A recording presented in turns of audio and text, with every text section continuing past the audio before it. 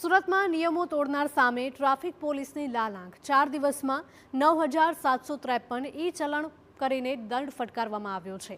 નિયમોનું પાલન કરાવવા ટ્રાફિક પોલીસની ખાસ ડ્રાઈવ ચાલી રહી છે। ઓવર સ્પીડિંગ, રોંગ સાઈડ અને સિગ્નલ ભંગ કરનારા લોકો સામે કાર્યવાહી થઈ રહી છે। તો ટ્રાફિક સિગ્નલ પર બિનજરૂરી હોર્ન વગાડનાર સામે પણ હવે કાર્યવાહી કરવામાં આવશે। 4 દિવસમાં 9,000થી પણ વધારે ઈ ચલણ મળતા વાહન ચાલકોમાં ફફડાટ ફેલાયો છે। લોકોને નિયમોનું પાલન કરવા માટે ટ્રાફિક પોલીસે અપીલ કરી। 28/11/2025 થી આજ દિન સુધી 9,753 જેટલા કેસો કરવામાં આવેલા છે અને જેટલા પણ રોંગ સાઈડ જતા હોય તેમજ સિગ્નલનો ભંગ કરેલા હોય તમામ વિરુદ્ધ કાયદેસરની કાર્યવાહી કરવામાં આવેલ છે અને જે રોંગ સાઈડ જાય છે એ લોકોના લાયસન્સ સસ્પેન્ડ કરવાની પણ કાર્યવાહી હાલ ચાલુમાં છે।